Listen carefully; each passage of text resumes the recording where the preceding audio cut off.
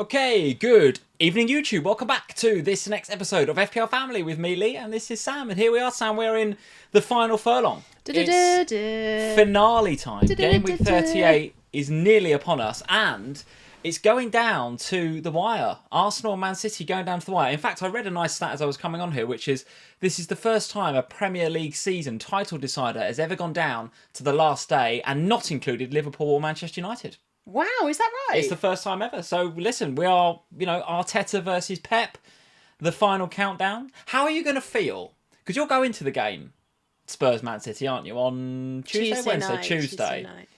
And of course, game week 37 is still in flight, guys. I'm going to talk about that a bit later on. Yes. And we'll talk about our teams and how we're getting on and all that sort of good stuff. But how are you going to feel on Tuesday? Because Spurs win and... All right, let's make an assumption that Liverpool win tomorrow. Big assumption, by the way. But say Liverpool beat Aston Villa. You'd be going into that game, Spurs potentially needing a win to maybe... It's back on. Maybe get fourth. But in doing so, hand Arsenal the title. How are you going to feel about this? Don't know. It's going to be honestly, weird, right? I don't know. Yeah, it's a weird it one. was like that in the interview at the end of the Arsenal-Manchester United game today when they said to Kai Havertz and he said, I'm going to be the biggest Spurs fan ever. I like that from Kai. That was funny. And He's just honest, right? And I was thinking actually it's really weird, isn't it? Because then they come back to the studio and they were talking about, it was Merson talking, wasn't it, about how, the Spurs fans will be cheering a City goal. And I was thinking, well, not necessarily, because the Monday evening game, your game, yes, is actually really critical for us. Because it could be the difference between 4th and 5th. Yeah, I mean, if Villa beat us, it's done. Over. It's done. Yeah, and then you go into that game and you.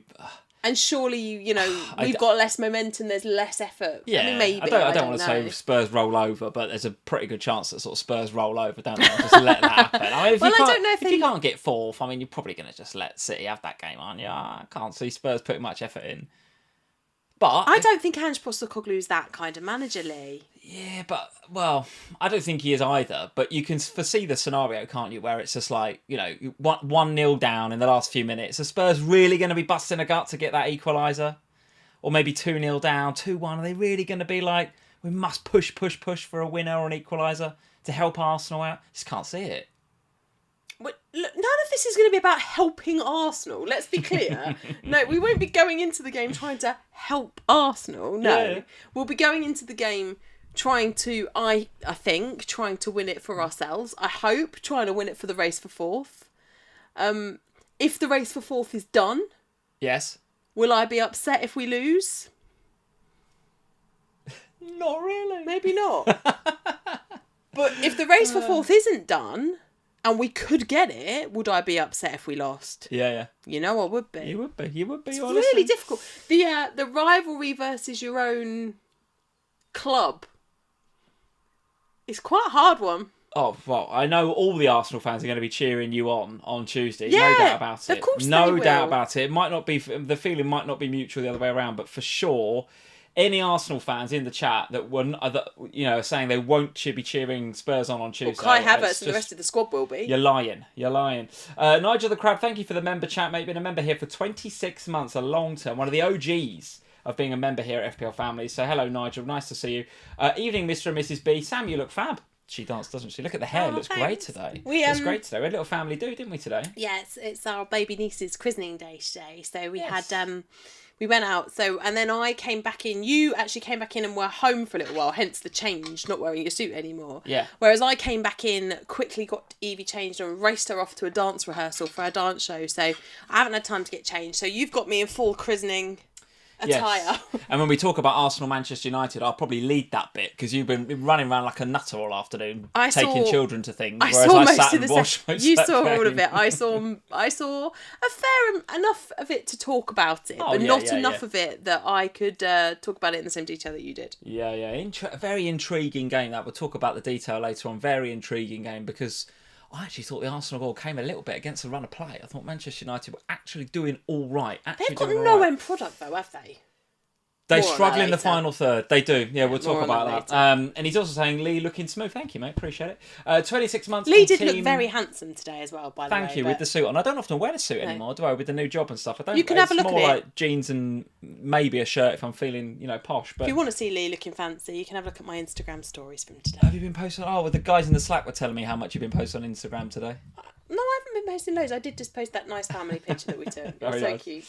Very good. 26 months on Team FPL Family. Pleasure to be here, guys, mate. It is a pleasure having you. It's a pleasure. Always a pleasure having you. Thank you for moderating the chat over the last few weeks, guys. It won't have escaped most of your notices that we now both have. Because you did exactly what you said you do, thank you very much, which is buy me a new mic stand. So hopefully... I noticed you pinched my mic, because it's got the fancy pop cover that I have to have for the official pod. We can probably change that, we'll probably switch that up, but for tonight... No, it's fine, you can borrow my mic when you're in here. As long as you put it back over there for the pod. We both got the fancy mic, so hopefully this audio should be... You should sound cracking, Should be, fingers crossed, it should be... The podcasters should be like... You guys sound great. The podcasters should be loving it. Should be nice. Should be loving it. We'll see. The guys will still tell us anyway. They can't see what we look like anyway, the podders. Let's say hello. That's true, yeah. Simon's saying, oh, you look great and you look smoothly. The podcasters are like... Whatever, you sound all right. Sound good, yeah. Let's say hello to a few people, Sam, before we get on with the games. Plenty to discuss. And we should say, obviously... Loads of football still to go in game week 37. Not least my team haven't even played yet. We've got Aston Villa at Villa Park tomorrow night, as you mentioned Liverpool. Before. You're looking for us to win that game, of course. And then we've got the kind of second wave of game week 37 with all the doublers that are playing. Most of us will have teams that have got doublers in, a number of them probably. And obviously you and I have got bench boost active. A lot of managers, I think I saw, and you'll be able to tell me if I'm right or wrong, wasn't this the sort of record week for chips played or something like that? I think you told me that stat yesterday. Which is, I thought, was an incredible stat. Mostly because of when it is in the season. Because obviously, by this point in an FPL season with 2 game weeks to go as we were going into this one, that is when dead teams are at their peak. This is when this is where managers have fallen off. They've gone, my team's out of it. Long time ago, FPL, all of that. So to have the most bench boost played ever, the most chips in a game week ever on record. That is an absolutely unreal stat. So when I heard that, I was like, that is testament to how many more managers are still playing the game this year than in previous years. I think you're absolutely right about that. I don't want to go off on a massive tangent on it. And maybe we do it next week when we do our kind of season review, if you like. And we'll be talking next week, guys, about our pre-season predictions as well, what we thought was going to happen in game week 1. I don't think I want to talk what about actually played out. I might be right. Pretty sure you went Kane top scorer and then he got sold the week after, so that'd be interesting. I definitely did go for Kane as golden boot. I write about, I don't know if I wrote... Unless he's not in the league and put somebody else. I can't remember if we did that or not. Possibly. But the tangent I was going to go off and then stop myself, but I'm going to go on it again, is I think there two lots of people need a big pat on the back. One is the Premier League. I think the Premier League have done a really, really good job this year of keeping managers engaged, right? You've got the 2 podcasts every week. I think you, Kelly, and Jules are like brilliant. The chemistry is amazing on that pod, and it's brilliant, right? And Ian, even when Ian came in, he did a great job. He just sort of... you introduce somebody new like that and you think, will they have the chemistry? Well, Ian just slipped straight into it. Thanks. So the Premier League doing a great job of keeping managers engaged with FPL. They definitely are. I also, and this is a little bit, might come across as a little bit sort of like, I don't know, self-loving, but it's like, where are we going now? But content creators, right? Genuinely, if you look at some of the video views that Harry and Raptor and that like we're getting still... It's still kind of like, it's still not game week 1, game week 2 when like everyone's involved, but it's still getting lots of views. So what does that tell me? That tells me that genuinely, I think you're absolutely right. The data is there to support the fact that this is a more engaging game now and players are playing it for longer. The fact that Sky Sports are involved now, promoting it and doing the fantasy show, all that sort of stuff, which is great, right? That's absolutely what we want. It makes FPL harder, right? So it's much harder now, I think. In previous seasons, we'd say, okay, well, we're all aiming for a top 10k. That's the kind of bar, isn't it? If you can get a top 10k finish, well done. And don't get me wrong, guys. Anybody that finishes top 10k has done an astonishing job. astonishing job if you're top 10k this year. But I think genuinely, if you do top 100k this year, that is still incredibly good, because managers aren't falling by the wayside. Like you say, there's still lots of people playing the game, and even like, you know, you go to work, like when I go into the office and stuff, people are still playing the game, and it's game week 37. Yeah. Which is great. That's what we want. But I do think that partly that comes down to the kind of Premier League season that we've had this year. Like, yeah, that as well. I think the Premier League season has been so engaging this time around. Like, if you think about it, I know that obviously Burnley got relegated this weekend, but we're coming into the final game week of the season. The Premier League title is not sorted. The top 4 is not sorted. The European slots are not sorted. The relegation battle is not over.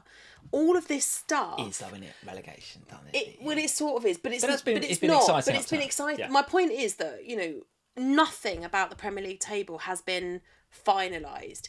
Normally, by this point, you're like, oh, City have won the title, the top 4's done, European slots, well, they're pretty... I mean, last year it was like, who's going to get the conference, Villa or Spurs? That was where we were. That was the only real thing we had on by the final game week of the season.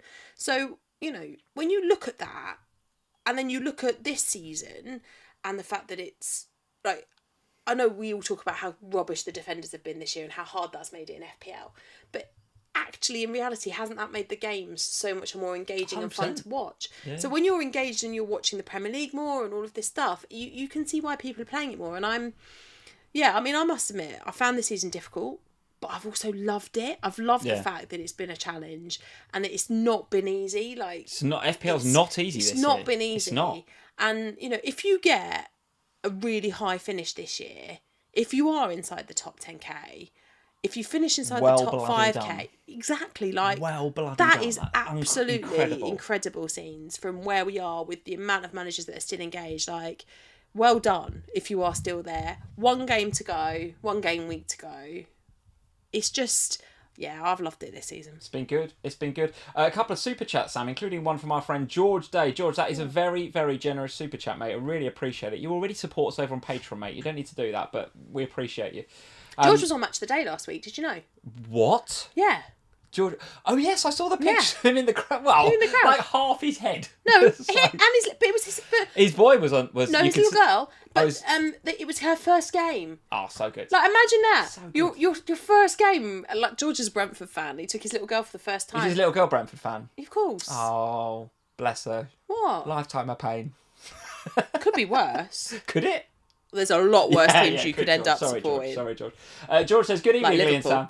Hope you're both well. We are doing well, mate. Finale stream day. Do you know what, mate? It is and it isn't. We are back next week. I put in the thumbnail, this is the season finale, because this is the lead up to 38. But we'll be here next week talking about who's beaten who, me or you. We'll be talking about pre-season predictions and stuff. Hey, well, listen, I'll tell you what, I didn't have Gvardiol this week and I was sweating.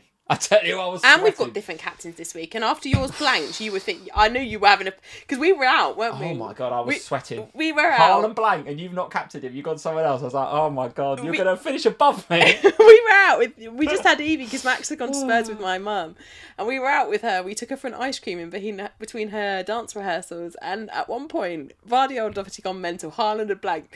And Lee just turned to me and went, that 60-point lead I had, by the end of this Newcastle game, it could be none. I was thinking, come on. I was thinking 36 weeks ahead of you and Gvardiol. No, you haven't been ahead for 36 weeks. I was doing brilliantly until Christmas. And then I've still been ahead of you, though. No. No? I remember I was at 3k after game week 1. Were you? Yeah. Oh, wow, I was having an absolute storm until Christmas, and then it fell apart. And you've been on a steady rise all season. It has been slow and steady. I think we swapped over about Christmas time, and since then I've not been anywhere near you. All right. Well, George continues to say, finale stream day. Thank you for all you do this season. Thanks, mate. Thanks, George. Look forward to Fest. Yes, fancy football Fest coming up. Yeah, and my full season with the FPL family community next season. Thanks for all you do. Love you both, mate. Appreciate you. We really appreciate you. That is a very generous super chat as well. Unnecessary, mate. Unnecessary, but we appreciate you nevertheless. Polkit's in with the super chat. Another one that regularly super chats. Polkit, you don't need to, mate, but we do appreciate you. Hello from Singapore. Love it. Thanks for the entertainment and amazing content. Love every bit of it. You both look amazing. We both look amazing. Listen to you guys. Come on, you guys. I'm going to make more of an effort. Maybe I should go to family do's more often. Before. In fact, to be fair, next weekend I probably will look alright because I've got to take Evie to her shows. So I probably will make an effort next week as well. Turn up looking. Thank you, the sun's out as well in the UK. This is it. We've had a nice bit of weather this weekend in the UK, haven't we? It's been very nice indeed. It's been gorgeous all week. Although I do worry that, do you see the storm at the end of the Man United game? Yeah, but I think that's coming south, isn't it? I think we're going to get that tomorrow. No, I think it's tonight, overnight. Is it? Monday and Tuesday look okay, but Wednesday looks dreadful. Oh, blimey, okay. All right. Joseph Maloney with another super chat. Thank you, mate. Haley and Sam, hope your weekend is going well and your game week is going well. Also, I'm on 74 after a hit. So not a bad week, that, Joseph. Not a bad week at all. We'll talk about, obviously, our teams a bit later on as well, and we'll get stuck into the games. But hello to Sean and Kieran and John and Paul, Daniel Banks, Torben, Duncan Crawford, everybody out as usual. Wilco's here as well.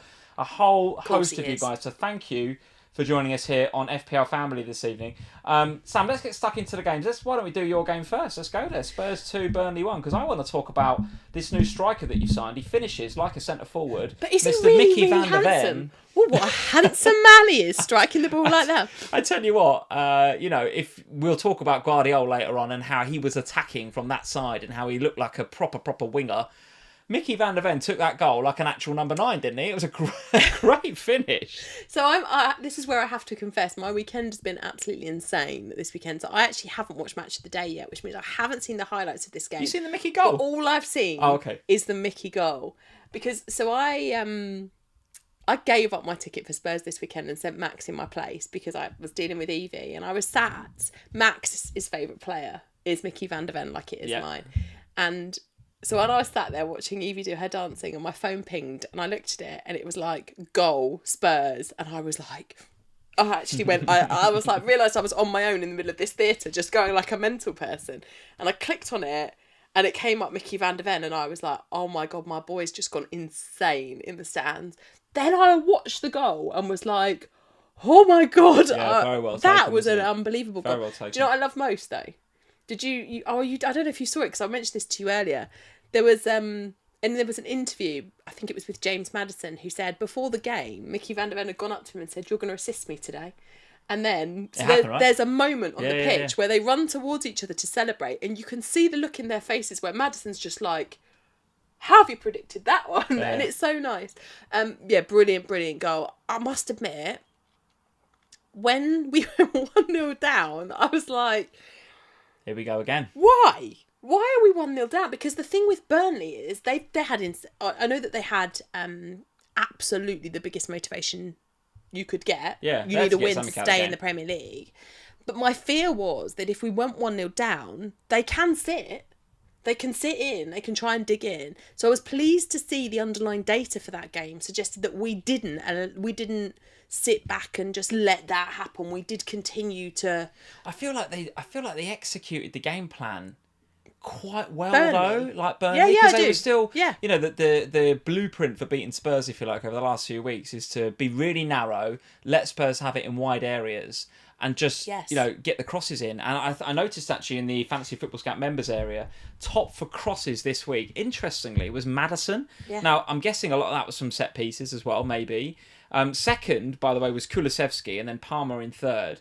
So the top two for crosses across the whole game week was Maddison and Kulusevski, which to me suggests that Burnley were trying to execute the blueprint, and maybe they just didn't have, like the Chelseas, the Liverpools, the who else did you play? Arsenal.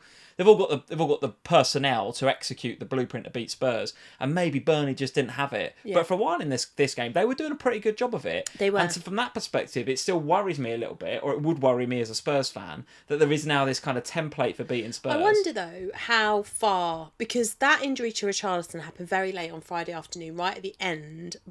From listening to what Richarlison subsequently said, right at the end. Bang unlucky if you brought him in early. It's not even early though, Lee. It happened right at the end of the training session, which is why he then didn't get called up for Copa America, which is the only reason why it's even come out before the deadline that he wasn't going to be available. Really, that's the only reason it appeared on the Friday. Like you make a transfer after the deadline, after the presser on Friday, you think you're safe, right? So yeah, totally. And I wonder Because my concern was that I was absolutely certain, and I think if you ask any Spurs fan, any content creator, anybody that covers or follows Spurs a lot, Richarlison would 100% have started in that match. Now, they'll have done a whole week of preparation for that game, and obviously the City game on Tuesday, but for that game first, with that 11. And suddenly that 11 isn't the 11. And it does change the dynamic a lot. Massively, because suddenly we're moving... One, that means somebody's playing who wasn't supposed to be playing. Now, that could have been multiple players, couldn't it? Because we've seen him leave Maddison out before in favour of playing Kulusevski in the 10 and Brennan Johnson out wide to allow for Richarlison to come back. Could it be that Richarlison started instead of Brennan Johnson? Like, there was a lot of different factors, and my fear is that that injury happening right at the end of the training session on Friday meant that Spurs didn't then have a training session with this team that was going to be starting against Burnley. Now, obviously, they do ahead of the Man City game, and obviously the tactics will be slightly different for that one.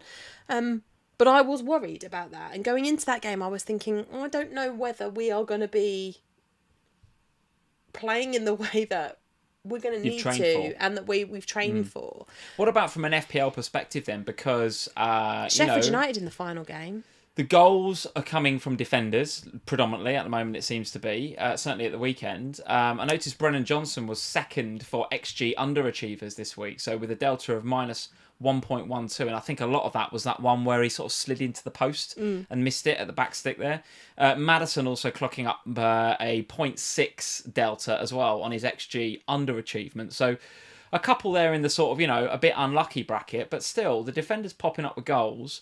With Sheffield United coming up on the last day of the season, albeit away, does that concern you? Is it if you have got Son, right? But only Son, as far as I remember. I've got Pedro Porro as well, who obviously popped up with a goal this week. Your defenders have done all right for you this week. Goal for Pedro Porro. Yeah, Carl so far. Walker somehow come off the bench and still got 6. Yeah, all good, except didn't have Gvardiol. So Saliba. Didn't Gabriel. have Saliba. Gabriel, yeah. But yes, Spurs final day. I think we're not selling, are we? I mean, the reason I even want to have the conversation is because the Salah conversation. Yeah, and I do want to have that because obviously I more than most will want to have Salah for the final game for week. Klopp's final game, for you Klopp's right? final game? No, not really. Not really. I'm not ready. I'm not. But I'll buy a box of tissues and some chocolate and leave it here for you. I'm almost like next week. I'm almost just like just accepting that next year is going to be a bit of a transition year, but I'm not ready for next week. That'll be good. I honestly think he'll be good. I'm not ready for next week, but anyway. Lee on the stream next week could be a mosh. I'm sure I will be, yeah. But anyway, back to FPL. A lot of FPL managers will want Salah for that game, right? Because he's been the player that defines the Klopp era for me. Wow, yeah. And, well, I don't know if it could be anybody else. I mean, you could maybe say Henderson, you could maybe say Van Dijk, but Salah, really, he's the... Bobby? No, it's Mane? If you had them 3, yes, but if you said pick one, you'd say Mo. Yeah. So with that in mind, a lot of, and I'm certainly one of them, a lot of FPL managers will be going, well, the only way I can get there is I go for Son, and even then I might need to take a hit to get some money. Yeah. But I'm not going to go, to get from like Palmer up there is too high. You don't want to sell Palmer anyway, right? Saka may be a sell. Let's see, depending on the injury news we might get after today's game. But Son to Salah, is that a move that you'd want to go for or not? I said to you, didn't I, on Saturday morning when I was going absolutely rogue.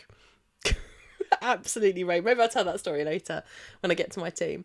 I was going absolutely rogue with my decision making on Saturday morning, and the decision I made on Saturday morning has locked me out of Salah, regardless. Oh, okay, so you've made peace with it. Because the money that I had in the bank is gone. Right. And therefore, I knew that there was no way I'd be able to go from Son to Salah anymore without taking a -4 or whatever. And I was just like, so I made peace with that. And I was like, I can't have him.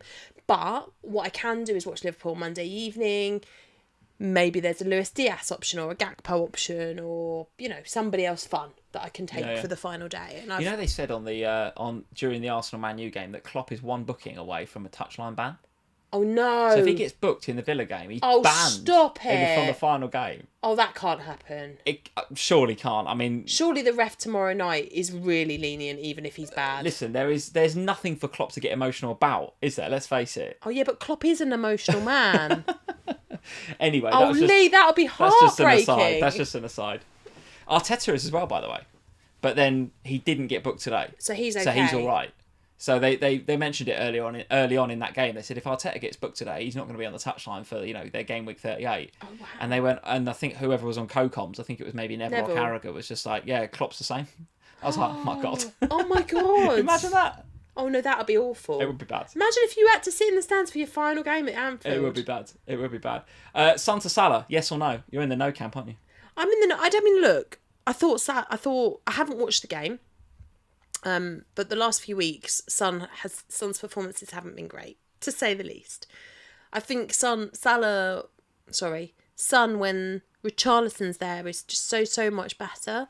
But obviously we won't have that luxury for game week 38. He's still on pens and he's still playing a team that finished bottom of the league. He's still on pens and he's still playing a team that's kind of mad to take him out, I think. They've conceded over 100 goals. I mean, they've conceded more goals than anyone else in Premier League history. I just don't think you can.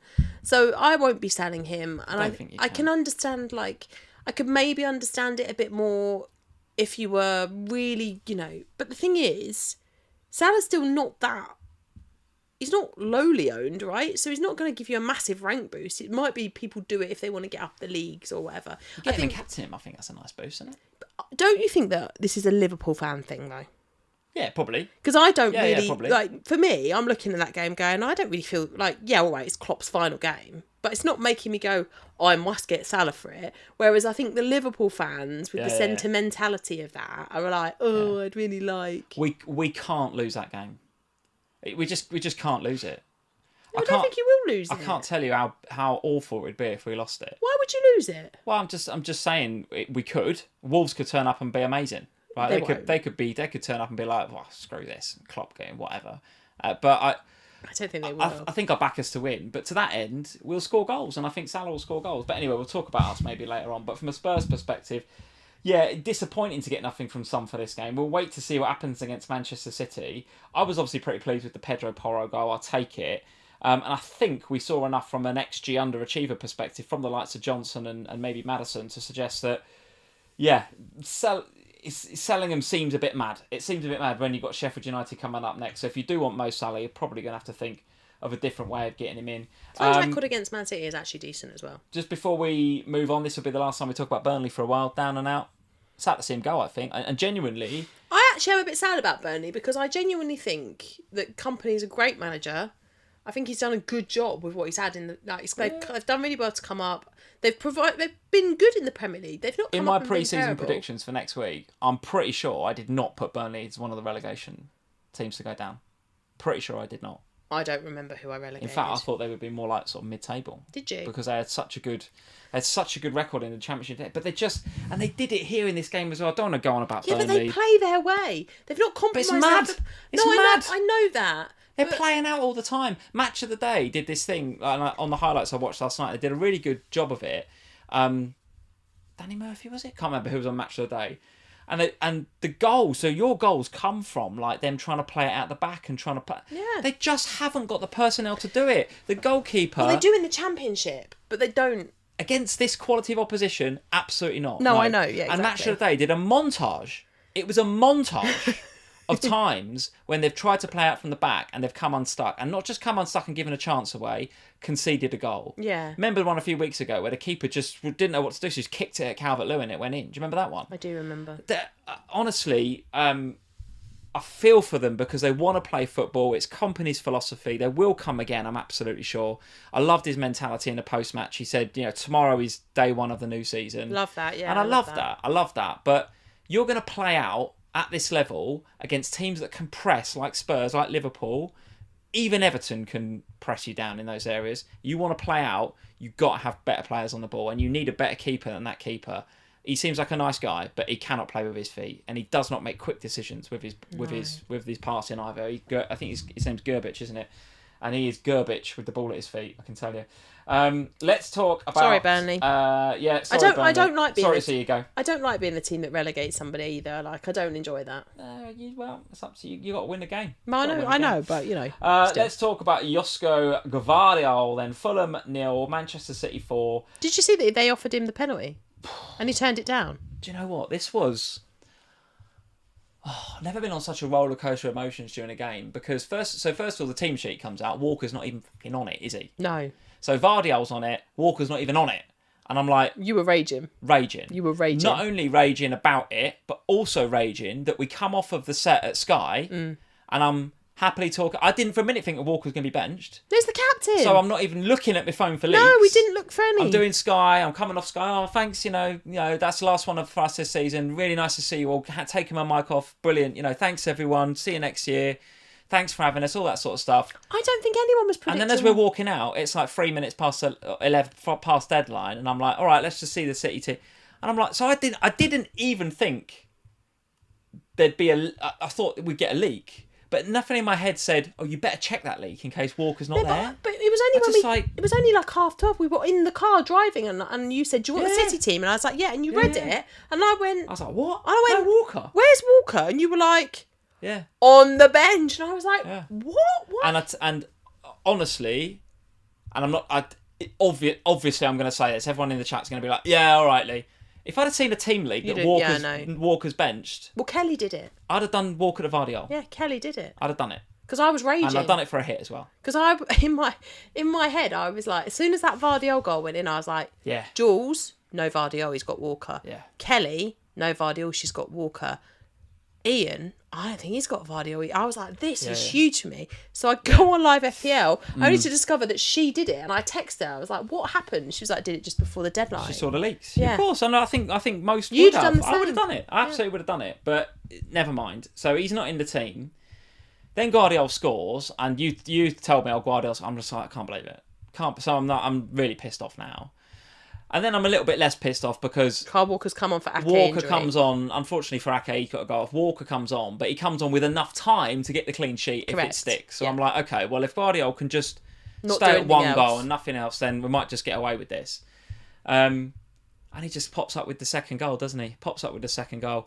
But he was... It's a good goal as well. And he was dangerous all game, Sam. I was watching him in that... the match of the day highlights. He's like... And I said it... When did I say it? Maybe it was on the Ohana, or I was off the bench, I think, with Harry last week. He said about the comparison with Cancelo, and I said, yeah, he's like Cancelo, but without the drama. With Cancelo, it was almost like, oh, could he be rotated? Is he going to get injured off before 60? We're always a bit like... Pep want to play him. We're a bit like, oh, we're willing to take that risk because there's the upside. Well, with Gvardiol, I don't think there's any of that risk. No. And you're getting a really, really attacking player. It's funny, isn't it? Absolutely brilliant player.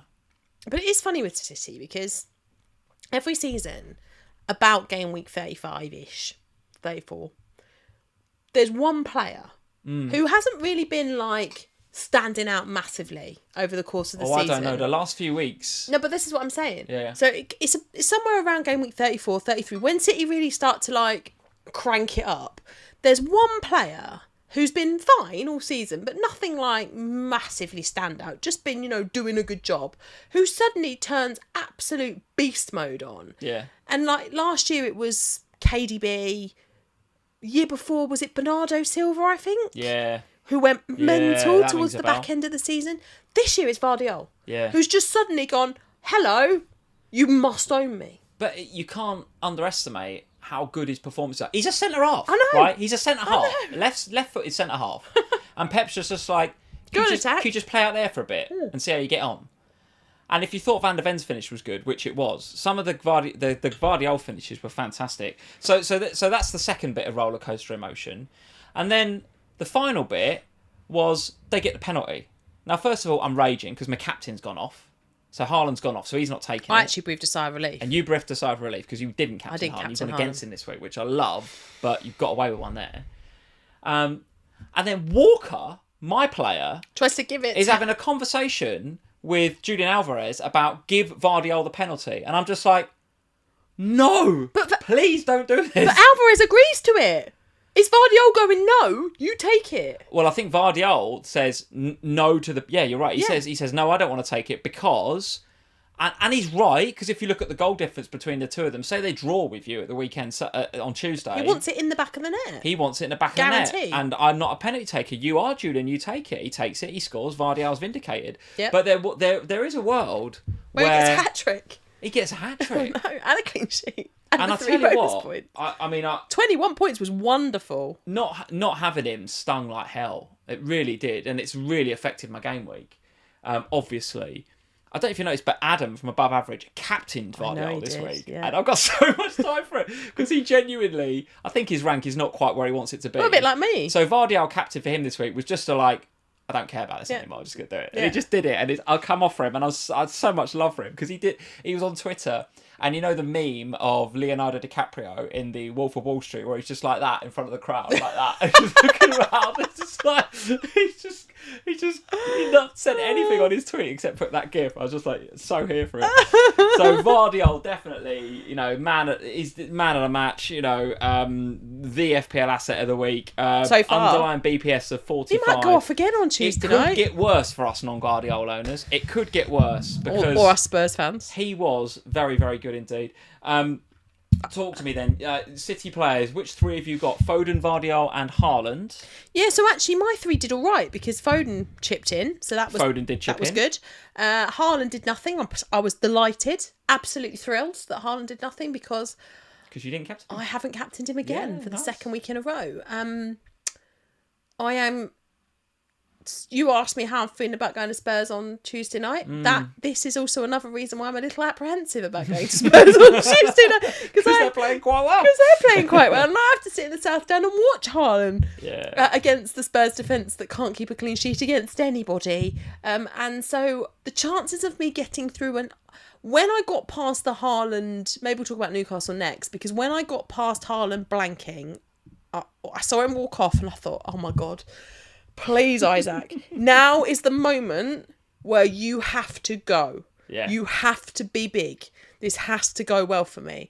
I need a hat-trick from you, all assisted by Anthony Gordon, and it needs to be wonderful. And if it is, then I've given myself the perfect head start to the middle of the week fixtures. Absolutely, yeah. As it happens, Alex decided he couldn't be bothered either. Bit of a shame, wasn't it? So...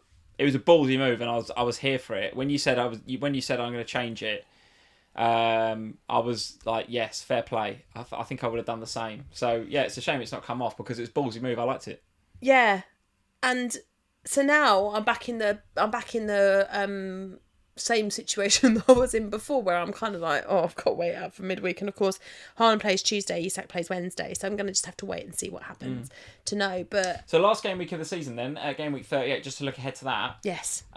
Keeping all three of them. I think from your perspective you do absolutely nothing. From my perspective, do I spend my transfer going from Walker to Gvardiol? I probably would, I probably would as well. I can't face that again, what we had at the weekend, what we've just had. It is unreal. 21 points, and he looked like he was going to score every time he went forward. That could be my final transfer this season is a sideways move to Gvardiol. But listen, we'll talk about particularly if it gets later on. Particularly if it gets really, really close between you and I. If those those points are really close and you're still ahead, you'll hedge it, won't you? Well, I want to get Liverpool players, and that's what I really want to do. Oh, there's points hits galore coming. You've got a Liverpool player. You bought one in. Yeah, I have. Yeah. You want to talk about Newcastle? Let's do that. It makes sense, I think. Newcastle won, Brighton won. Didn't see this one coming. Yeah, Newcastle amazing at home, etc., etc. What happened here? I don't know. Gordon blanking.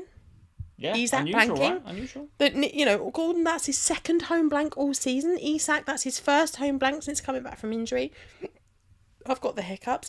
I just did not see this one coming. And when Brighton scored, so I get notifications on my phone and from various different places. And the first one I saw was the assist for the Brighton goal. And I was like, that's a Brighton goal. Who are Brighton playing? Because I've not... It sounds terrible because they've got a double game week, but I actually had paid very little attention to Brighton because I didn't fancy the double. Yeah. And I was like, Brighton, who they? And then I Newcastle thought, clean sheet wipeout. Newcastle clean sheet wipeout. But you don't have any Newcastle defence, no, right? I do. Yeah. Oh, you got Trips. Because I got Trips, who did come on for a one-pointer.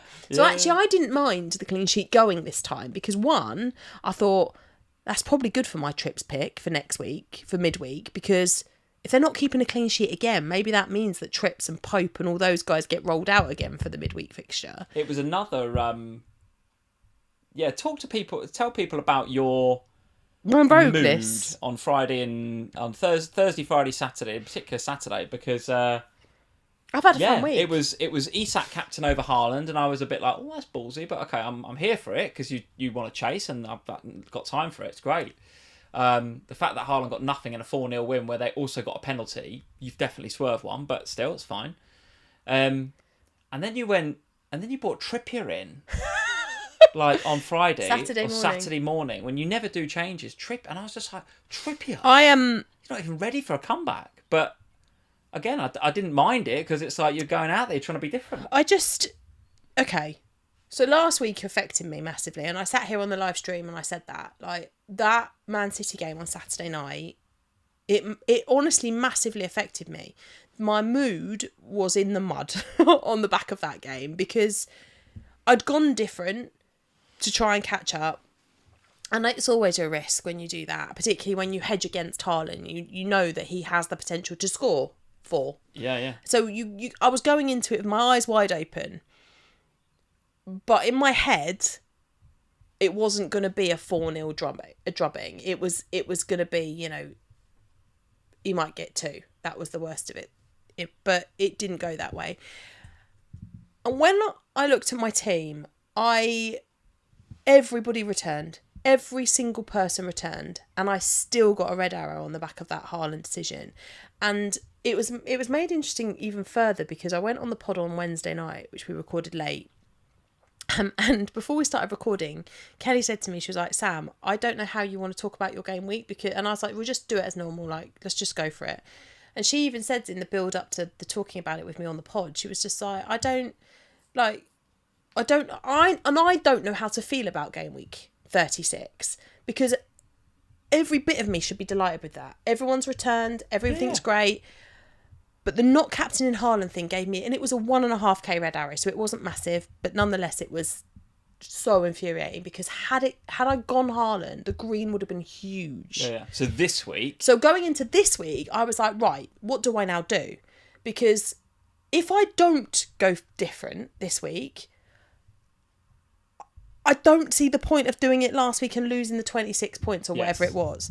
But then equally, just because you've had a madness doesn't mean you should continue to be mad. So what do you, like, I didn't really know which way to go. Anyway, knew I wanted to sell Ain't Nori. I came down to, and if you've read my article on Scout, you'll have seen, I was looking at the defender options going, I don't want any of you. I didn't want a Spurs defender because I didn't think we'd keep a clean sheet. I mean, I didn't know Pedro Porro and Mickey van der Ven were about to go, off being the strikers, but nonetheless, the closest I came was Romero, and I did come pretty close to Romero on Saturday morning, but he didn't do anything, so it wouldn't have made any difference. Dan Burn just was not inspiring. I didn't want him. And the only other one that I considered was somebody rogue that had a single game week. Oh, Branthwaite. I considered Branthwaite for a while. Now, also that would have paid off, but I didn't like the fixture for 38 because obviously it's Arsenal for 38. Sure. So I was looking at all of this going, I don't like any of it. And then Eddie Howe spoke. And we saw a picture of Kieran Trippier in training on Sky Sports News. Be careful with that guy, though. I know. With Eddie Howe. Yeah, but I wasn't expecting a start. No. So I went into this with my eyes wide open. I was like, I'm not expecting Kieran Trippier to get the start on Saturday. What I'm hoping for is a cameo appearance. 1 or 2 points, maybe a little assist. That'd be lovely. But I'm just hoping for some game time against Brighton and a start against Manchester United because he's got to build up fitness ahead of the Euros. That was my thinking. And I was like, if I get that, I got nice fixtures, good assist potential, set pieces against a woeful Man United defence. It could be big. Yeah, no one's got him. Yeah. Go a bit rogue. So, but I didn't trust my gut. So I did it on Saturday morning because that's the only reason I did it Saturday morning because I was like, I don't know what to do here. So I waited. And then I got up Saturday morning and I was like, I want to do it. Okay. So I did it. Good. All right. So you've got Trippier. Yeah. You're going to keep him obviously for now. Yeah. Anything else to talk about in this game? Newcastle were a little bit off colour, I thought, and I noticed Isak. Did he go off with a bit of a knock, or maybe the chat? Torben is saying in the chat Isak was ill. Definitely something not right with him. He definitely wasn't quite right, I don't think, in that game. He needs to be better for Wednesday, I tell you. Well, I think it's probably 50-50 at this stage. But as Torben is saying, They need him. Right? They need him, yeah. Particularly as Wilson wasn't in the squad. And as Looney Toon is saying, we played awful in that game. Isak went off with a knock. We need him back because Wilson has G-strings instead of hamstrings. Yeah, he does. He does get injured pretty easily. Let's move on then. Let's talk about the game that we watched today. The only game that was on today, Manchester United 0. Weird to only have one game on Sunday, wasn't it? Yeah, weird to only have one game. Do you want me to go first on this one? Because yes, you were running around all afternoon after our daughter, weren't you? So, do you know what? This was a very, very interesting game of chess, this, because actually for the first 20 minutes, I thought Arsenal were a little bit, for the first time this season, I think, and I wouldn't usually say this about them, I thought the occasion got to them a little bit. Bit nervous? I think they're a bit nervous for about 20-25 minutes. And Manchester United, probably were the better team. Wow. Probably the better team. Has said no one all season. For about 20 minutes or so. Then what happened? What you said earlier on tonight is absolutely true, is that Man United in the final third really struggle. They really struggle. Like Garnacho, the kid is no doubt talented. No doubt talented. But he didn't have to get his head down and just run. Yeah. Like, I wish you'd just get your head up. And he's very unpredictable as well. So for Haaland, who's in there trying to, make his way in the team, and he's got regular starts this year, and it's not really worked out for him this year. Maybe he'll do better next year, I don't know. Probably under another manager. I mean, let's face it, it's probably going to be another manager. But if you're Haaland, how do you know what movement to make in the box? Because you don't know what Garnacho's going to do half the time. No. Right? That would be my thing on Garnacho, is he going to go to the byline, cut it back? Is he just going to stop, turn, and in-swing across? So if I'm a striker, I can't understand his patterns. So there's definitely no chemistry between them two yet. They haven't got it yet. Okay. I don't know whether they ever will. And then you throw in, and I know he didn't start today, but then you maybe throw an Anthony on the other side, who's equally erratic and equally head down, trying to get his own thing. It's very difficult, I think, for someone like Haaland. So I found myself sort of feeling a little bit sorry for Haaland today. I guess also it's difficult, isn't it? Because Haaland usually would have the predictability of Bruno Fernandes there. That didn't help today, yeah, sure. Who obviously is really a very good footballer and is predictable and does all the things that as a striker you would want for someone crossing you the ball and all of that good stuff. It sounds as if it was a very late decision on Bruno Fernandes. Yeah. Today. So if you've still got him in your FPL teams, it's okay. I think it's okay, probably. Hopefully he'll be available for the game on Wednesday evening, the second game against Newcastle. It's not like him to miss even one game, never mind two, isn't it? So isn't it 600 games or something since he's missed one? Yeah. Now he's missed two. Yeah. So I would hope that he would be back for midweek if you still have him. Yeah. But anyway, once that happened, so after the first 20-25 minutes, then Arsenal score their goal. Casemiro playing him on massively. Oh, it's just schoolboy stuff from Casemiro. But he's not a defender. Yeah, but listen, our son could play that play. It was, and he's 10. It really was schoolboy stuff. He just didn't. You play in a back line, and it's called a back line because you stay in a line, and he just didn't. He's just sitting there. So in the end, Arsenal getting behind, they get their goal. Could they have had more? Yeah, they could have for sure. But United still.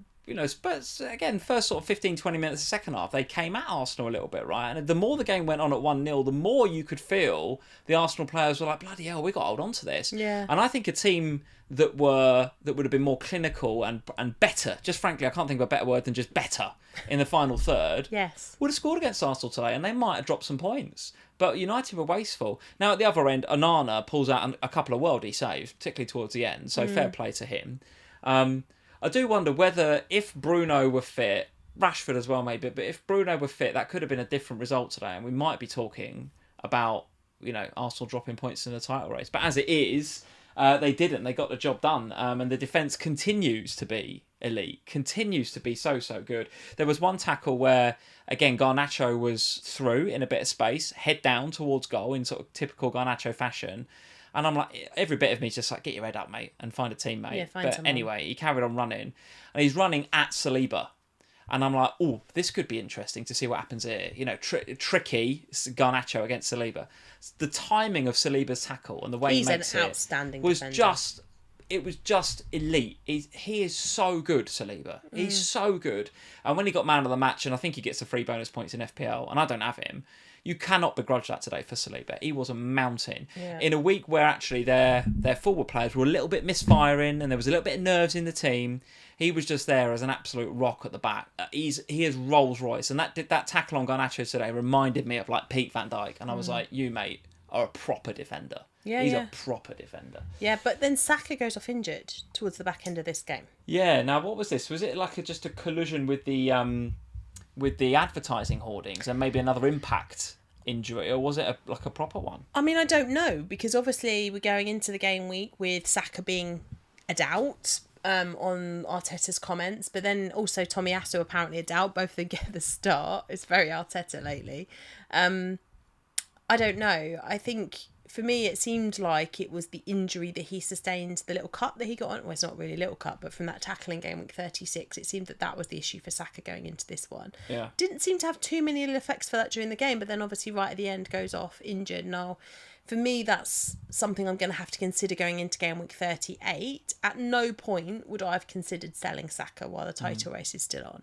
However, as Adam Stevo says in the live chat, Saka never's injured, man. He's a robot. He does seem to. He does seem to just patch him up and get him out there, doesn't he? They do seem to sort of oil him again and send him back out. Off you go. Off you carry on. We'll just have to see what Arteta's got to say about him next week. But you can pretty much guarantee that going into that game against Everton on the final day, if they've got a chance of winning the title, which of course they're going to, regardless of what happens with Manchester City on Tuesday evening, they are going to be in with a chance of winning the title on the final day. You know that Bukayo Saka's not on that team sheet. He's going to be there because he'll be there. Whatever, come what may, they'll sew his leg back on before he misses out. It's madness, but just one to watch, good. I guess. So good. And I don't know if you saw the stuff that's going around. There's a bit of just to finish up on the Ten Hag thing, because I don't think he'll be there next season. No. And Jason McAteer on beIN Sports today, there's a video of it going on around on Twitter.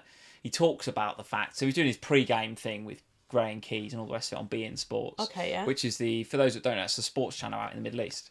Yeah. And he's talking about the fact that he knows, he bumped into and was having a conversation with one of the Man United players this week, and they said, "Oh, who is it? Who is it?" He said, "No, I'm not going to tell you who it is, but I was talking to them." And apparently they're having a conversation about, the manager next year, and, this player was being very, very coy, and apparently McAteer was just throwing some names out there to sort of see the reaction. So he said, Thomas Tuchel, no reaction. He's also saying Jose Mourinho, kind of no reaction. And he was at Gareth Southgate, and apparently this player was talking to just sort of gave a wry smile like that, and just sort of like, see you later, like that. So, you can see it. You can see it. Can't see how that's a good move. You can see it. Sam, we've got to rattle through these games. What else to discuss? Forest 2, Chelsea 3. Should we do that one quickly? Forest are up, and Luton are down, all bar a 12-goal swing, I think. If Luton wins 6-0 and Forest lose 7-0 on the final week, maybe we see a miracle, but I don't think it's going to happen. Tell me about Chelsea, though, because obviously they've still got their second game of game week 37 to go. And then let's have a look at their fixture. I've forgotten their fixture for game week 38. It is Bournemouth at home, which again looks pretty good. So the likes of Petrovic, Palmer. Shame to see Madueke go off with just a 1-pointer this week, because I thought he was actually a reasonable differential, and he still could be. They've got another game to play, right? But off with a 1-pointer. Anything else to take from this game? Nice to see Reece James back, of course. 5 minutes in, gets an assist. Yeah. It's just unreal, right? But can he stay fit?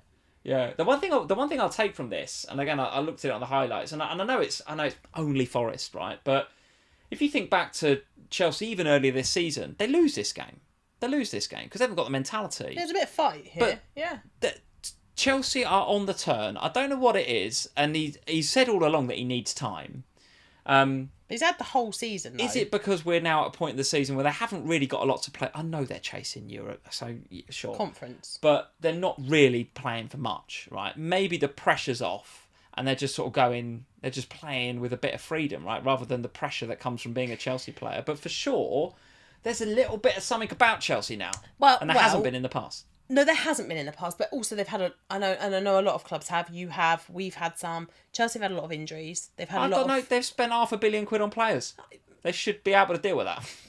Sure, but they still have the same size squad as everyone else, and they've got injuries, and they've had injuries. So it was interesting that the goal was Sterling, who comes back from injury and scores a goal. Reece James comes back from injury, gets his assist. Mudryk took his goal well as well, I thought. Mudryk took his goal well. He's better. But Mudryk is another one, though. But the tweak suits his game. He's got space to run into. Yes, that's what he needs and wants. But he's another one that... Yes, he took his goal well, but there were so many shots that were just everywhere, and it was like, what is this? Yeah. What is this? There's no consistency with him. That's always been my issue with him.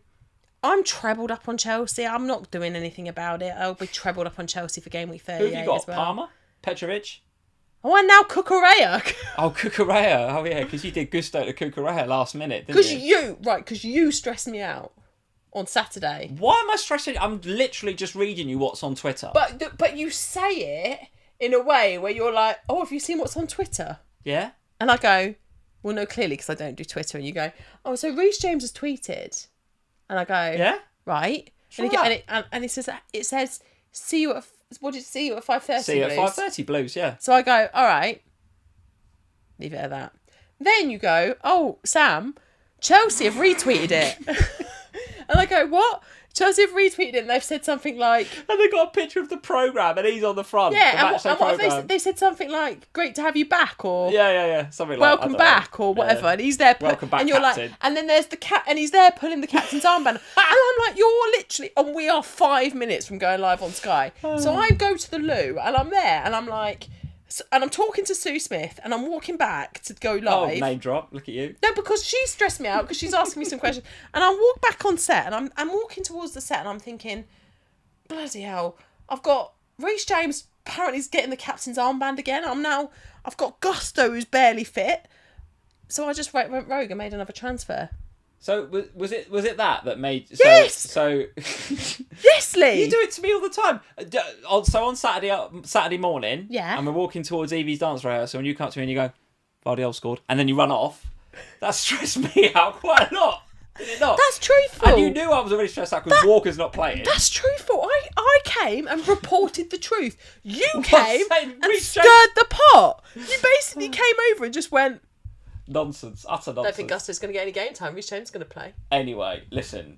Reece James has got the captain's armband. Chelsea have retweeted it. Anyway. See you at 5:30 Blues. Anyway. You knew what you were doing. Chelsea have got something about him now. Cole Palmer, what a season. I went on Sky on Saturday and said that he was my MVP for the season, and I think he is. He's got so good. The most bonus points, the most everything, the most double-digit hauls. The pass he puts through for Modric is just like... The kid's got it all, honestly. I think Chelsea have got a gem there. Whether they meant to sign him or not, I don't know. But they've stumbled across an absolute gem. He's brilliant. He's a really, really top player. So, yeah, eyes on him for next season. Maybe we'll buy him. How are we going to afford him at 9.5, 10 million or whatever he's going to be next season? Ridiculous. Right, any more games you want to discuss, Sam? Anything else to talk through? No, I think probably now is a good moment to talk about our teams because it's... Okay. Can we just give a quick... sayonara to Luton Town? I know they're not. No, not yet. Yeah, they are down though, aren't they? No, we know. All right, Luton Next Town. week you can say goodbye to Luton. Luton Town, you live to fight another day. We've said goodbye to Burnley. We can't say goodbye to 2. They're not officially down yet. All right. Until the little R appears next to their name, they don't get a goodbye. Okay. I just want to give a quick shout out to Earthy. Is it George Earthy? What's his name? George, yeah. George Earthy. First senior goal for West Ham. He was delighted, the kid. He was delighted, and he took it very, very well. Ghosted in his movement at the front post. Very, very good. So one to watch. You can give a goodbye to David Moyes if you like. Yeah, can give a goodbye to David Moyes. He's well and true. He is going to be on his way, isn't he? So yeah, that's been announced. Yeah, that's been announced. What else happened? I did Pickford kept a clean sheet and he got 2 bonus points. Did not even look at this game. Decore, Calvert-Lewin assists. Pickford with another clean sheet. Whatever, can't be bothered. Right, let's move on. Pickford has been epic for me since I've owned him. Pickford has been good for you, isn't he? Yeah. He's perhaps 8 points this weekend. Since you laughed at me for my Pickford-Petrovic combination, they've actually been outstanding. Pickford's been alright, hasn't he? Yeah, and Petrovic, to be fair, as well. I was going to say, did you play him this week? But you obviously benched me, so you played did. Both, yeah. You did, yeah. Quick shout out to our patrons. Many of them are in the chat this evening, so nice to see you guys if you are in. Patreon.com/FPLFamily is where you can get a little bit more of Sam and I in your lives. We do extra Ohana podcasts on a Thursday where we preview the upcoming game week. We do Zoom calls with you if you want like a one-to-one chat about an upcoming wild card or you've got chips to play, all that sort of stuff. And then, of course, we have our Manager of the Month competition, where every month, at the beginning of every month, we reset everybody's scores to 0. Not literally within FPL. I set them to 0 in a spreadsheet that I do outside of FPL. And we have like a monthly competition. So even if you're having a really bad season, you can still win some prizes and stuff. We had FPL Pat, who won our April Manager of the Month. Do you know what shirt he went for, Sam? No. He went for Ipswich Town. Oh, yes, he did. Ipswich Town shirt he's going to go for, FPL Pat. So I don't think he's an Ipswich fan. I think he just liked the shirt, and he's an Ed Sheeran fan. So he's we all Ed Sheeran fans. Looking forward to having Ed in the Premier League. Looking forward to seeing Pat in his Ipswich shirt in the Slack, which is another thing that we have. We have our Slack community where you guys come in and just talk to us about all sorts of stuff, FPL or otherwise. So patreon.com/FPLFamily is where you can find all of that. Obviously, we've only got a week to go, but it's a nice time to come and join us because if you join us, you will be charged for the month of May, and you can still be part of May's competition. But then in June and July, we pause the billing, so you won't be charged anything to be part of the FPL Family Patreon community in June and July, and you do then get access to all of the previous content that we've put out in there. Now listen, if you want to go back and listen to an Ohana from game week 18, then you can. It's not got too much value in it, but to be fair, I'm planning to play Euros Fantasy, so I might even do some little pods around the Euros game. There we go. All right, there we go. So there's a reason to go and check it out. So patreon.com/FPL Family. Even if you just want to join, you'll be charged for May, couple of free months over the summer, and then we'll get back into it in August, and you'll be charged in August, and we'll do the Manager of the Month competition, so you can sort of maybe try out, get like a try before you buy. Try before you buy, almost a little bit. Yeah. And if actually you think I've been in here and this is complete guff, then there's no commitment. You can get out. Stop it. No one comes in our Slack and thinks it's guff. No one thinks the Slack is guff. The Slack is good fun. It's good fun. It's good fun. But for whatever reason, you do think that, then there is no obligation. It's not like a 12-month sign up or any of that, so you can get out of it easy as you can get into it. Patreon.com/FPL Family is where all that stuff is at. Right, my team or your team? Who should we do first? I don't mind. Let's do me, because it's not so great. So it's not terrible. It's not terrible. This is my team for this week, and listen, Porro 9 good, Foden 9 good, Jackson, Palmer, Walker clean sheet, Havertz, Gvardiol, Raya, Robertson to play. It ain't that bad. No. I just haven't got Gvardiol. Yeah. So if you take Walker's 6 away and you add Gvardiol's 21 in and you add 16 to my score of net 66, I'm on 82, which is really good. But I haven't got Gvardiol, so it's not. And I'm on 66, -4. So it's another small red. I'll tell you what, this last sort of 2 or 3 weeks, ever since I wildcarded, it's been small red. It's not been catastrophic. No. Because even with the Gvardiol, which I thought was going to be catastrophic, I've had Porro chip in and Jackson chip in and Havertz has chipped in with an assist today, and then we'll see what Robbo gets, right? So they've all kind of... And Gvardiol. They've all kind of pulled together to help me get over... to get over the Gvardiol nonsense, right? He could do more against Spurs, right? So, we'll wait and see on that one later in the week. But 77k, it's a bit of a shame. I just feel a bit like it's a bit of a shame. Like wildcard 35, there was 2 decisions which have probably cost me my 40 or so k of rank that I've lost since I played the wildcard, which was going for Watkins and not Jackson. That's cost me like 20 odd points. Yeah. And I only got Jackson in this week, and then going for Walker over Gvardiol. That's 2. I wouldn't say the Gvardiol Walker's a 50-50. The Jackson and Watkins is probably not so much of a 50-50. That was a conscious decision to go against the crowd, to go a bit different. But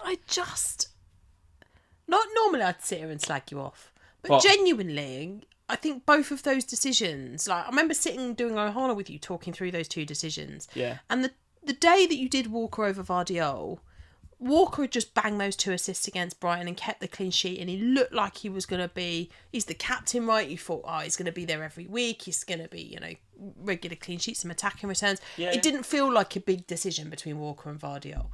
It very much was a 50-50, and it's just unlucky that the way it's fallen, particularly with this week. The Jackson versus Watkins one, again... going into that wild card, it was punty of people to go for Jackson because he'd done absolutely nothing. Yeah, but he got the games, didn't he? That was the thing. He's playing two more games than Watkins, so it's kind of obvious, wasn't it? But it was sort of, but the form wasn't there. The form was there for Watkins, so it was a form versus fixtures decision. You followed the form. I reflect on it though, because obviously I do a lot of reflecting with FPL. It does take up a lot of my headspace. Sometimes that's good, sometimes that's bad, right? And you have to try and manage that. But there was, other things that were happening in game week 35 when I was planning the wild card. The first one was that game week 34, it was a big double, and it was honestly, it was one of my worst game weeks of the season. Yeah. It was a crash and burn. I was just like, F this. I can't be bothered playing FPL anymore. This is nonsense. But I had to step away from it from a couple of days to just sort of like get my head that wasn't a mental health break, but it was kind of like I need to step away from FPL for a couple of days. It's doing my head in. It was also the Liverpool-Everton game that week. I'm coming to that. So that happened. I had a really bad game week, and I was like, right, I've got to put this down for a couple of days. But then you're playing the wild card. You almost can't, can you? You almost can't. And it was also the Liverpool-Everton game. So we lost the Merseyside derby. The season's falling apart, and I was just like, screw FPL, screw football, I'm in a bad space. I'm not going to even look at anything for 3 days. And it's not an excuse, right? It's just where I was at with my headspace. So had I spent a bit more time having a look at the wild card, maybe I make those decisions differently in game week 35. But also, the fact that Liverpool's season was going to shit, I was also then looking at FPL. I was looking at it with a different head on, right? All season, I've been very conservative this season. Very conservative. So I've been chipping away, going largely with the template, little bits Tweaks here and there. Go for a little Richarlison over here, a little McAllister. Sometimes it works, sometimes it doesn't. But I've been largely going template and chipping away at the sort of small green arrows. That week, when I was doing my wild card, and this was part of the Watkins versus Jackson thing, I was just like, I want to play this now. We've got 3 or 4 weeks left. Liverpool season's gone. I've just had a shit game week. I'm just going to play the game now. I went into game week 35 with a different mentality than I'd played 34 weeks doing a successful strategy for this season, and in 35 I decided to play differently, and here we are 3 weeks later, and it's been all right. It's not been catastrophic, but I've had 4 small red arrows because I've taken a different mentality to it. So that's again something, you maybe this is one for next week, but again, you look back at the season, you go, what could I have done differently?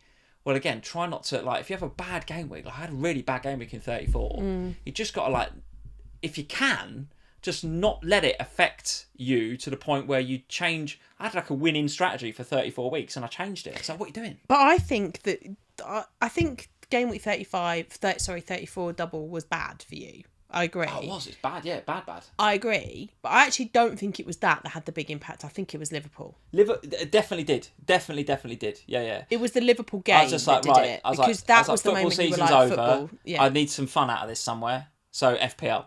Yeah. So no, I won't have Jackson. I'll have Watkins, and I'll do some crazy shit on my wild card. But I don't know for sure that Liverpool season falling apart and the way it fell apart definitely had an impact on how I did, how my mood was. Yeah. For honestly, how my mood was, because I was grumpy bastard for at least a week. Yeah, you were. At least a week, and how I played FPL definitely, and it just so happened that coincided that with changed Jackson Halls with me playing a wild card. So if you play a wild card with that sort of grump on, be prepared to take 4 red arrows in a row. So anyway, but they're not massive. So yeah, listen, I'm really, really moaning now, and I shouldn't be. It's 77k. It's fine, right? It's fine. More to go in midweek, as you can see, loads to go. Still got Robbo to play. His EO in and around my rank is 1.1 by the way. Is it really? So listen, an assist from Robbo would be magic. Yeah, absolutely you're magic.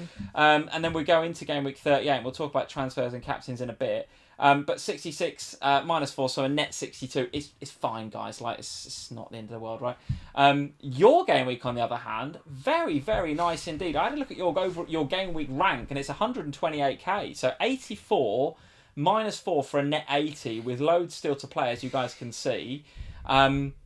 You went against Haaland captain, as we discussed before. I feel a bit sick about that still. Still feel a little bit sick about it.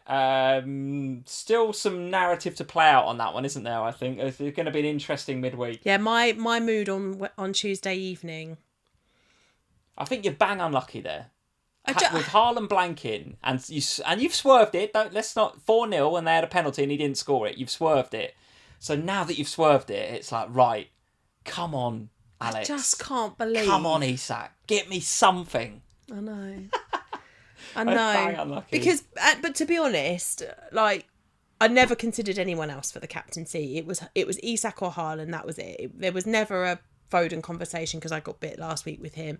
I never considered Gvardiol, so I'm not unhappy about the captaincy decision on Isak. I mean, I might be if he doesn't play on Wednesday night, but I think he will because of Wilson's injuries. But you weren't to know that he was ill or anything like that. It's Eddie Howe. He's not going to tell you anyway. No, no. So look, it is where we are where we are with it. I'm in it. I've got to go to Spurs on Tuesday night and see. What if Haaland bangs a couple? Shut up.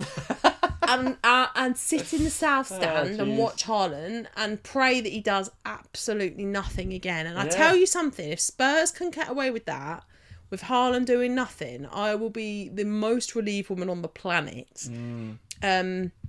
But look, Saka did nothing. That was disappointing. But Saliba and Gabriel continuing to be outstanding. I know, they continue to be outstanding. And that's Saliba 9. Did he earn that today? He was fantastic. He did. He was fantastic. Pickford, I honestly can't... He didn't earn that. He's rubbish. I honestly can't... Shush. I honestly can't say enough about Pickford in the last 5 weeks or so. Since I wildcarded in game week 30... We're going to win the Euros, you know that? No, we're not. It's coming home. Since I wildcarded in game week 30 and bought in this combination of the double Pickford and Petrovic, they have been outstanding. And thankfully, they've been outstanding at different times. I mean, this week I did want Petrovic to keep a clean sheet. He didn't manage that yet, but he might do it, I suppose, in midweek. We'll see. The pair of them have been great. In reality, the team that I set up is what I would have done. Like, that's the bench that I would have had. Because okay. I think that's the only way you can play a bench boost. I know some people, like, mess around with it, but Saka had the flag. I didn't want to bench Mateta because that man has been a hero for me.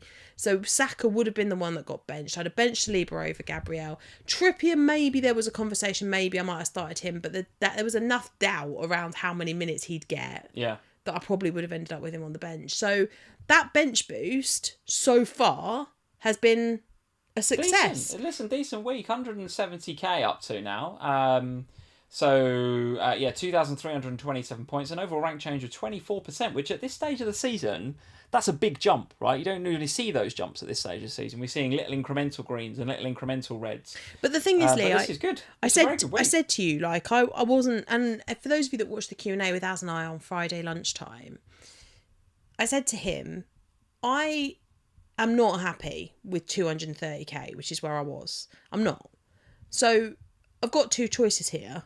I just carry on and know that I'll roughly end up around 100 or 230k, maybe. Follow the moves get of the to market. 200k, but I'm roughly going to be there. Or I make some decisions. I'm here for it. I love it. You're playing the game. Nothing wrong with that. I make some decisions that could mean I tank my rank and end up at 300k, or might just get me inside the top 100k, which is what I'm hoping. Now I've got big ask 100k from here. But if I got to 150k, yeah, I would see that as a really successful end to this season because it's been a struggle. It's been a real struggle. Last couple of weeks, you've been playing the game, and I'm here for it. Isak captain, differential captain last week, getting Trippier in on your bench boost. I'm intrigued to see what happens in game week 38. I'm here for it. You're playing the game. You cannot apologise for playing the game. I won't apologise for it. I won't apologise for my slightly rogueness at the end of the season because I'm not happy with my rank. I'm not happy with just riding it out and coasting to the end. So let's try and do something about it. And you talked about Pickford being good for you. Another one that we got a shout, and we didn't talk about the Palace game, but bloody Mateta has been great for you, hasn't he, last few weeks? What a player. That was the moment, though. It was that moment back in game week 34 when I was not brave enough to captain Mateta. Yes. Yeah. That's the moment that changed my end to the season because I was like, I have to stop doing this. I have to stop being a sheep because had I captained Mateta, top 100k would be on. Yeah. He was good. 41 underlying BPS this week, which was he's been outstanding. Third best. Gvardiol top, Visser second, and then Mateta in with 41 BPS. Eyes on him for next season, I think. Eyes on him. He's not going to be as cheap next year. He definitely is not. None of them will be. That's the trouble. So anyway, good week, Sam. Good week. Up to 170k overall, with a lot more still to go. God, my Tuesday night. There's so many things that got to happen on that Tuesday night. It's going to be interesting. Son's got to get a hat trick. Haaland's got a blank. And you've got to give Arsenal the title. If that happens... No, I don't... It's what? Son hat trick, but City 4 goals from what? Foden? No, they Gvardiol. can... Foden and Gvardiol can get... They can get almost back to it. So they can get 2. They can each get a goal and they can assist each other. While Son goes on a right, because that means no Spurs clean sheet, which is, fine, because I don't have any of their defenders. Yeah. Good. I'm not asking for much, am I? No. I'm sure that will happen, Sam. I'm sure that will be fine. And then Isak's got to go to Manchester United, the waterfall that is Manchester United Stadium, and just fix the roof. Why have they not fixed the roof yet? And then too busy paying Anthony $300 a week or whatever he's on. Ridiculous. That story about him and his photographer. I get Anthony to pay for the blimmin' roof. If he can pay for a photographer to follow him around carrying a Sonic the Hedgehog toy around all season, then he can fix the blimmin' roof. I can't believe that's true, that story. I refuse to believe it. But he pays for a guy to come to all of his games to take his pictures in case he scores a goal. But you know the Sonic the Hedgehog thing, when he got that out for that goal he scored the other week, that's for his son, right? Yeah. That's nice, right? That's but he's paid a man to follow him around to take pictures and carry that Sonic the Hedgehog. Lee, the guy's got infinite money. He doesn't care, does he? If he wants to do something for his... Yeah, but that poor photographer's got to go watch 37 matches of Anthony. Right. Oh, okay. So you're a professional photographer and some rich footballer's going to pay you a shitload of money to go and watch Man United games, and you're worried about... You think that's... I do not feel sorry for that guy. I mean, I think that's torturous. I do not feel sorry for that guy. Going to watch Manchester United 37 times this season, that's torture. He's probably paid for the Champions League as well, because they were in that, remember? Oh, anyway. Right. Carrying a blooming Sonic the Hedgehog toy around. It's for his son, it's for his lad. Anything that's doing anything for his lad. Be good then! If you're going to pay someone to come and take your photo and carry that around, be good enough that you're actually using him. Don't just be rubbish every time you come on. That's why you're not a coach at Man United. What? You can't just go up to Anthony and just say, be good, Anthony. You've got to coach him. I'd go up to him and say, if you want to pay for that guy to come and bring that Sonic the Hedgehog toy, actually make sure you score a damn goal because you're useless. Be good, Anthony. He was useless again when he came on today. What's the point of him? Have you stopped having a go at Anthony? I have now. Poor old Anthony. He is rubbish. I don't know why you're supporting him. I just think he wanted to do something nice for his lad, so he got his photographer mate, who he's paying a fortune, to bring a Sonic the Hedgehog toy. And when he scores a goal, he gets the toy out, shows it to his lad, and look, that's nice. I want to do something nice for my lad, but I don't make a poor old photographer man come follow me around the world being rubbish. I thought you'd get so triggered by Anthony and the Sonic the Hedgehog thing. Anyway, right, as usual, we've descended into absolute guff and waffle. Tell everybody, Sam, what is coming up this week. Last week, the last bloody week of FPL's season, and then I'll have a little bit of a break for a bit. Well, you don't, you're doing Euros Fantasy, but everyone else can have a break. You're not going to play Euros Fantasy with me? No. I bet you do. No. The last few weeks, I've barely wanted to play fantasy. Never mind Euros Fantasy. True. I'm quite happy to have a break. I'm going to spend some time out of the Euros, aren't I? So it'd be nice to have some actual FPL. Well, not FPL, but Euros. Webby's saying transfers. Good shout, Webby. What were you saying about your transfers for your team? Early thoughts? Oh, I haven't got any thoughts. Not Anthony in, Webby. Put it that way. Absolutely not. I haven't. Honestly, I know that sounds a ridiculous thing to say, but I genuinely haven't got any thoughts, and I don't. Too much football to be played. I don't think you can have any thoughts going into game week 38 because game week 38. A little bit of Luis Diaz, a little bit of Liverpool differential, maybe Klopp's last game. Come on. I mean, maybe, but I go on. What is there to fight for in the final day? So game week 38. 1, I'm making the decision on Sunday. Yeah. 2. What? Because of team leaks and stuff. I'm making a decision on Sunday. 2, Man United I'm trebled up on. Man City I'm trebled up on. Arsenal. Man U treble up. God, no. How are you going to get Anthony? I ain't got any of them. Yeah. Man City I'm trebled up on. Arsenal I'm trebled up on. That's the title race. I can't do anything about them. I think I'm on the right 3 City anyway. I think I'm on a decent enough 3 Arsenal unless Saka's injured. City. So that's all right. So that's fine. That's okay. So the big thing now is, where else is there something to fight for? Is it at Villa Park? Is it at Sheffield United? Is it we have to wait and see where's there something. Yeah. So that's another big factor. And then, of course, if there's injuries or problems going into the final... I've got huge benching headaches as it is. Have you? Have a look at your team. Look at your team. Yeah, I suppose in a week where we've all set up for bench boost, you are going to have a benching headache the next week. Yeah, I mean, I've got a playoff free Arsenal. I've got a playoff free City. So that's 6 of my 11 gone. All right, so the answer to Webby's question is we haven't got a clue. So, no, I don't know. Captaincy? Depends what happens. Depends what happens. Yeah, depends what happens. I can see... I foresee a rogue captaincy in my game week 38. Again? Because, Lee, you're in it. Why the hell not? Because I'm in it. I'm in this now. Yeah. I've committed to the madness. Now is the time to see it through. Okay. So what's coming up this week? Oh, no, you've got to do your transfers. Go on. Well, same as you. I haven't put much thought into it. You're going to end up with Salah or a Liverpool player, surely. No. You've got Gvardiol. I'd have to do a hit to do Salah. So Walker to Gvardiol looks like it could be on. I can't be missing out on any more Gvardiol holes. The only way I don't do that is if I do want a Liverpool player of some description. I bought Robertson in this week. You've got a Liverpool player now. Well, I bought Robertson in this week just because Maguire was injured and I just did not fancy any defenders. Like, I just was like, who do I get? Well, that's why I bought you. And I've got a Man City defender. I've got the wrong one, but I've got the Man City defender. I've got Burn in there, my Arsenal defence. So who do I want? I was like, screw it. I will have just literally, for the sentimental vibes, I've gone Robbo. And then when I saw that his EO was 1.1, I was like, oh, all right. So you could get like a jammy corner assist or something. Can I get a bit of a boost out of that? So I like a bit of rogueness. And then I've got a Liverpool player for Jurgen's last game. So I might get another Liverpool player in for sentimental reasons. But Walker to Gvardiol, it's probably going to happen, isn't it? Boring as that is, it's probably going to happen. This week, go on then, tell us. So it'll be obviously big all stations go heading into game week 38. I'll be at Spurs on Tuesday night, so expect some Instagram content around that. Not knowing how to feel. God, Haaland. Maybe they could leave Haaland at home. That'd be quite nice. FPL will probably be back on Thursday. Of course. I'm back above Ian at the moment. Okay. Isak and Haaland.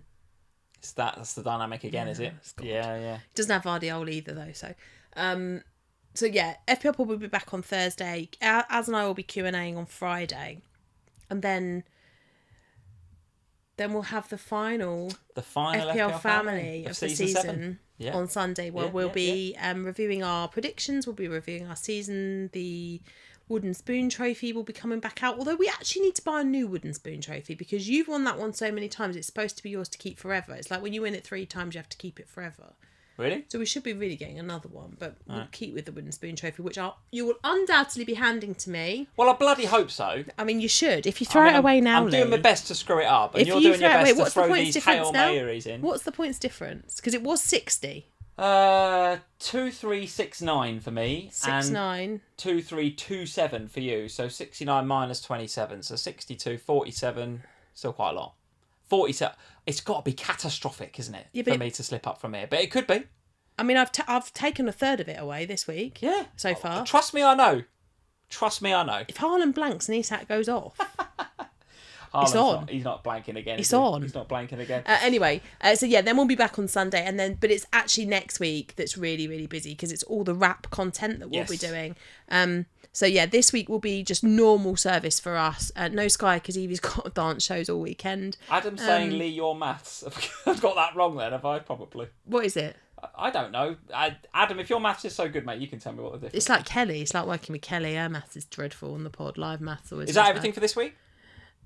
I think so, Dom. Good. All right, good. Well, thank you, everybody, for joining us for the penultimate 42, people are saying. Lee, get a calculator. Oh, 42, that's definitely doable. Better. It's on, isn't it? It's on. Oh, it's on. The fight back is coming. Thank you, everyone, for joining us tonight on FPL Family. Leave us a like before you go. Hit subscribe, all that sort of good stuff. We'll be back, as Sam says, next Sunday at 8:30 for... Might be late. The rap show might be a bit late, actually. Because of dancing shows. And the football. There's some important football going on. There'll be some... I need to emotionally prepare myself to talk. It's one thing to watch Klopp's last game. It's going to be another thing to actually come on here and talk about it without getting floods of tears. I won't be here to help you, support you through that either, because I'll be watching Evie dancing. And also you've got to make the dinner while that's on. It's going to get emotional. You've got to cook we'll the be dinner. here at either 8:30 or 9 o'clock. Probably 9 o'clock based on what you've just said. But we'll see you then. Good luck with the rest of game week 37. There's loads of football still to go. It's a bit of a weird time to do a live stream mid game week 37, but we thought we'd give you a feel for where we're at so far anyway. But leave us a like, hit subscribe. We'll see you next Sunday. Cheers, guys. Bye, everyone.